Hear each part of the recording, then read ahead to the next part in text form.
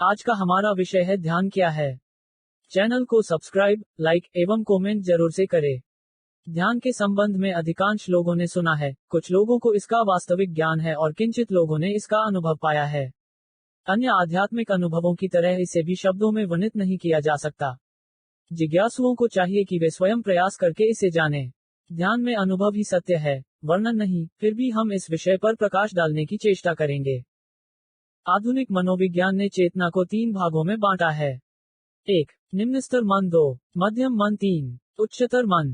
1. निम्न स्तर मन, इसके द्वारा शरीर की आंतरिक क्रियाएं श्वसन, रक्त संचार, पाचन आदि संचालित होती हैं। यही सहज प्रवृत्तियों का उद्गम है और मन के इसी भाग से मन, ग्रंथियां, संकुचित विचार, कुंठा, भय आदि प्रकट होते हैं। 2. मध्यम मन, चेतन अवस्था में सोच विचार, क्रिया प्रक्रिया आदि का निर्धारण यही होता है। यह बौद्धिक क्षण का समाधान का कार्यालय है, यहीं से हमें समस्याओं के उत्तर प्राप्त होते हैं। 3. उच्चतर मन, यह ऊर्ध्व चेतना की क्रियाओं का क्षेत्र है। यह सूक्ष्म दृष्टि, प्रेरणा, आनंद और अनुभवातीत अनुभवों का उद्गम स्थान है। विशेष बुद्धि संपन्न लोग इसी क्षेत्र से अपनी रचनात्मकता के लिए प्रकाश ग्रहण करते हैं। यही गुरुतर ज्ञान का पीठ है। जागृत अवस्था में हम कतिपय दृश्य वस्तुओं के प्रति सोचते रहते हैं। यह मध्यम मन की स्थिति है जिसमें प्रायः हमारी चेतना अत्यंत सीमित क्रियाओं तक ही सीमित रहती है। मन का दूसरा भाग एक सामूहिक अचेतन का क्षेत्र है जिसे मान्यता दिलाने में कार्ल जुंग ने बड़ी चेष्टा की है। मन के इसी हिस्से में हमारे क्रम विकास के अभिलेख एकत्रित हैं। यही हमारे पूर्वजों के कार्यकलाप संग्रहित हैं। मन के इसी अंश के द्वारा मनुष्य एक दूसरे से जुड़ा हुआ है। यही हमारे सामान्य विगत का मूल खाका है। मन के इन विभिन्न भागों के पर्दे में हमारी आत्मा, हमारी सत्ता का बीज कोश छिपा है। यही आत्मा हमारी प्रत्येक क्रिया को प्रकाशित करती है। कुछ लोग मानते हैं कि अहम हमारी सत्ता के मूल में है, लेकिन अहम भी मन का ही एक भाग है और आत्मा ही इस अहम को प्रकाश देती है। ध्यान में यही तो होता है कि हम चेतना को मन के विभिन्न भागों में ले जाते हैं।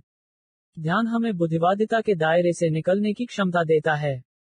चैनल को सब्सक्राइब, लाइक एवं कमेंट जरूर से करें। यह सामान्य अनुभव है कि ध्यान के प्रारंभिक अभ्यास में लोग ऊटपटांग चीजें देखने लगते हैं या अपने अंदर की ऐसी कुंठाओं का सामना करते हैं जिनका पता सामान्यतः आयु पर्यंत उन्हें नहीं हो पाता। इन मानसिक व्याधियों का पता लगने पर इन्हें दूर करना संभव हो जाता है और जीवन आनंद से भर उठता है। बहुत से लोग शरीर की अंतरंग क्रिया के प्रति अत्यंत सजग हो उठते हैं। ध्यान की उच्चतर स्थिति प्राप्त करना तब तक कठिन है जब तक हम निम्नतर मन में रहने वाले भयों को दूर नहीं कर देते। इन भयों के कारण चेतना उनकी ओर उसी प्रकार आकर्षित हो जाती है जैसे लोहा चुंबक की ओर। ध्यान की उच्चतर स्थिति में चेतना आनंद की ओर बढ़ती है। वह अधिचेतना का क्षेत्र है। बुद्धि के क्षेत्र से ऊपर जाकर चेतना सत्य के निकटस्थ होती है। साधक प्रेरणा और प्रकाश के आयामों में प्रवेश करता है। सत्ता के ऐसे गहनतम सत्य और पक्ष प्रकट होने लगते हैं जो अब तक असंभव ही समझे जाते हैं। ध्यान की परिणति है आत्म साक्षात्कार। यह उच्चतर मन के भी परे है। चेतना मन के क्षेत्र को छोड़कर सत्ता के बीज कोश आत्मा के साथ एकाकार हो जाती है। यही शुद्ध चेतना की स्थिति है, जहां पहुंचने पर मनुष्य का अपनी केंद्रीय सत्ता से संपर्क स्थापित होता है। तब मन और शरीर भिन्न वस्तु लगने लगते हैं। इस तरह हम देखते हैं कि ध्यान का उद्देश्य है मन के विभिन्न क्षेत्रों का अवगाहन करना तथा उससे भी परे जाकर अवस्थित होना। चैनल को सब्सक्राइब, लाइक एवं कमेंट जरूर से करें। ध्यान 2 प्रकार के हैं, 1. सक्रिय एवं 2. निष्क्रिय। सक्रिय ध्यान, वास्तव में योग का उद्देश्य यह है कि सामान्य जीवन के कर्म संपादन में भी मनुष्य ध्यान की अवस्था में रह सके। यही सक्रिय ध्यान है। इसका यह अर्थ नहीं कि वह दैनिक कार्यों के प्रति अन्यमनस्क हो जाए, बल्कि यह कि वह अधिक तत्परता एवं दक्षता से कार्य संपन्न करे। निष्क्रिय ध्यान के माध्यम से भी सक्रिय ध्यान का अभ्यास किया जा सकता है। निष्क्रिय ध्यान में एक आसन में बैठकर ध्यान का अभ्यास किया जाता है। चंचल मन को एक बिंदु पर केंद्रित करना ही इसका उद्देश्य है। इसे दक्षता के निम्नलिखित स्तरों में बांटा जा सकता है। 1. किसी वस्तु पर ध्यान केंद्रित करना। इससे मन शांत होता है और अंतर्मुखता आती है। 2. प्रथम स्तर में सफलता के पश्चात स्वतः ही मन के अवचेतन क्षेत्र से विचारों, ग्रंथियों, दृश्यों और स्मृतियों की बाढ़ सी आ जाती है। यही समय है जब हम अपने व्यक्तित्व का परीक्षण करें और दुर्गुणों को निकाल फेंकें। 3. निम्न मन में विचरण करने के पश्चात उच्चतर चेतना के क्षेत्र में अवगाहन प्रारंभ होता है।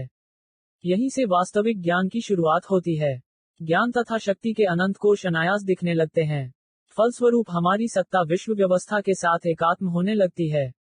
4. मन के अतिक्रमणांतर साधक सर्वोच्च चेतना के साथ ऐक्य स्थापित कर आत्मदर्शन के लक्ष्य पर पहुंचता है। निष्क्रिय ध्यान के फलस्वरूप सक्रिय ध्यान स्वतः सफल हो जाता है। जितना ही व्यक्ति अंतरलोक में गोते लगाएगा, बाह्य जगत में कर्मशील रहते हुए भी उतनी ही अधिक उसमें सतत ध्यानावस्थित रहने की क्षमता बढ़ेगी। मनुष्य कर्म संपादन करने में अधिक कुशल बन जाएगा। आत्म साक्षात्कार के पश्चात निष्क्रिय ध्यान एक निरर्थक क्रिया बन जाता है। यद्यपि व्यक्ति इस अवस्था में आध्यात्मिक और आंतरिक मूल्यों के अनुसार जीवन यापन करता है, तथापि वह बाह्य जगत के प्रति भी सचेत रहता है। बिना किसी द्वंद्व के वह आध्यात्मिक और भौतिक जीवन का निर्वाह एक साथ करते हुए सक्रिय ध्यान के अनुभव अनवरत प्राप्त करता रहता है। साधारणतः लोगों में दृश्य वस्तु के साथ एकात्म हो जाने की प्रवृत्ति रहती है। उदाहरण के लिए, जब कभी हम सूर्यास्त का मनोरम दृश्य देखते हैं तो हमारी पूरी चेतना उसी में विलीन हो जाती है। कभी भी हम अपने आप को भी भूल जाते हैं। हम यह भूल जाते हैं कि हम एक प्राकृतिक दृश्य देख रहे हैं। इस स्थिति में सूर्यास्त के दृश्य का कैसे आनंद उठाया जा सकता है? जब अनुभवकर्ता अनुभव करते करते अपने आप को बिल्कुल खो देता है तो अनुभव की जाने वाली वस्तु की छाप उसके व्यक्तित्व पर पड़ जाती है। इस तरह जब हमारी चेतना विषय वस्तु के साथ एकत्व की स्थिति प्राप्त कर लेती है तो विषय वस्तु का प्रभाव हमारे पूरे व्यक्तित्व पर छा जाता है। हम अपना अस्तित्व बिल्कुल खो देते हैं। पाठक इस बात को ध्यान में रखें कि जब वे यह पुस्तक पढ़ रहे हैं उस समय उनका ख्याल कहाँ है। क्या वे इस पुस्तक के शब्दों द्वारा उनके अर्थों को अलग से अनुभव कर रहे हैं या उन्होंने उन अर्थों के अनुभवों में अपने आप को बिल्कुल खो दिया है? आदर्श स्थिति यह है कि जहां वस्तु हो वहां स्व का ज्ञान भी बना रहे। अनुभवकर्ता के तटस्थ अनुभव की उपस्थिति भी आवश्यक है। इस विधि से अनुभव का आध्यात्मिक बोध बढ़ेगा। बाह्य वस्तु के अनुभव में आत्मा का आनंद प्रकट हो सकेगा। पहले वस्तु के अनुभव से आत्मा की प्रकृति ढक गई थी, अब वह अपने असली रूप में चमक सकेगी। चैनल को सब्सक्राइब, लाइक एवं कमेंट जरूर से करें। हमारी समस्त भौतिक सत्ता पर भी यह बात लागू होनी चाहिए। हम बाह्य जगत का अनुभव प्राप्त करेंगे ही क्योंकि यह जीवन का एक अंग है, परंतु आंतरिक जीवन को उसका पूरक बनकर रहना चाहिए। इस तरह हम भौतिक जीवन का भरपूर आनंद उठा पाएंगे। अपने आंतरिक आनंद सागर की सत्ता से अनभिज्ञ हम में से अधिकांश लोग पुनर्तः बहिर्मुख जीवन जीते जा रहे हैं। ध्यान का एक उद्देश्य यह भी है कि वह हमें बाह्य उलझनों से किंचित काल के लिए ही सही मुक्त करके अंतर्जगत की झांकी दिखा दे, परंतु वह बाह्य जगत से भी हमारा संबंध बनाए रखे। बाह्य और आंतरिक जगत के बीच इस संबंध के प्रति सजगता प्रदान करके ध्यान आध्यात्मिक आनंद और शांति प्रदान करता है। यही हमें अनिवार्य स्वानुभूति मूलक अंतः प्रकृति के प्रति जागरूक करता है। ध्यान हमारी पूर्वार्जित संपत्ति है। इसका अनुभव हम सहज ही कर सकते हैं, पर वर्तमान जीवन पद्धति इसमें बाधक हो जाती है। अपनी अंतः प्रकृति को न जानने के कारण हम एक तनावपूर्ण स्थिति में रहा करते हैं।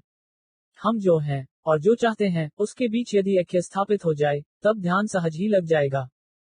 दिन रात जो तनाव हमारे जीवन में बढ़ते जा रहे हैं उसका कारण यह है कि हम अपने आंतरिक स्वभाव को नहीं जानते। हम लोग जीवन में जो चाहते हैं और हम जो हैं तथा दोनों के बीच जो विरोध बना है, इससे जीवन में खींचातानी चलती रहती है। इस विरोध को अगर हम दूर कर दें तो ध्यान की अवस्था को सहज रूप से प्राप्त करने में हम लोग सफल हो सकते हैं। जिस ज्ञान का अनुभव हमें होता है, वस्तुतः यह सापेक्ष और बौद्धिक ज्ञान है। इसमें जो सीमित तथ्य हुआ करते हैं, उनसे हम सिद्धांत स्थापित करते हैं। वैज्ञानिक, शिल्पी, दार्शनिक आदि के तर्क इसी प्रकार बौद्धिक मन से निःसृत होते हैं। सबसे भ्रामक बात यह है कि हमारी मूल मान्यताएं ही अपूर्ण हैं। फलतः इस तरह के ज्ञान सदा ही खंडित होते रहे हैं। उदाहरणार्थ, न्यूटन के गुरुत्वाकर्षण सिद्धांत को आइंस्टाइन ने तोड़ा। यही दशा बुद्धि से उपजे ज्ञान के प्रत्येक क्षेत्र की है। हम संवेगों द्वारा भी ज्ञान प्राप्त करते हैं। मानसिक स्तर पर भी सत्य का आभास पाने का अनुभव होता है। कुछ लोग इसको अंतर्ज्ञान समझने की भूल करते हैं। बौद्धिकता और संवेग से परे एक और ज्ञान है। यह ज्ञान ध्यान द्वारा प्राप्त होता है और सत्य के अधिक निकट है। यह वह सूक्ष्म ज्ञान है जो स्थिति की संपूर्णता को देख सकता है। यह मन के उस अधिचेतन भाग से आता है जो सामान्यतः हमारे लिए अज्ञात है। इस ज्ञान पर न तो बुद्धि का आवरण है, न संवेग का रंग। ध्यान व्यक्तिगत प्रक्षेप पर निर्भर नहीं करता। ध्यान की अवस्था में मन के उच्चतर क्षेत्रों, विकसित चेतना तथा जागृत मन के सचेतन भागों के साथ संपर्क स्थापित होता है। इस संपर्क के फलस्वरूप साधक को उच्चतर मानसिक कंपनों का प्रत्यक्ष ज्ञान प्राप्त होता है। ये सूक्ष्म उच्चतर कंपन सदा ही बने रहते हैं, पर सामान्यतः उनका अनुभव नहीं हो पाता। कभी कभी उनकी झांकी सृजनात्मक प्रबोध आदि के रूप में यदा कदा दिख जाती है। अपने ग्रंथि आक्रांत, अशुद्ध मन के कारण हम इन सबसे अनभिज्ञ रहते हैं। ज्ञान के ये उच्चतर रूप हमें दैनिक जीवन की स्थूलता में निहित सत्य का दर्शन कराते हैं। जीवन के गूढ़तर तत्व ध्यान में हमारे सम्मुख आ जाते हैं। चैनल को सब्सक्राइब, लाइक एवं कमेंट जरूर से करें।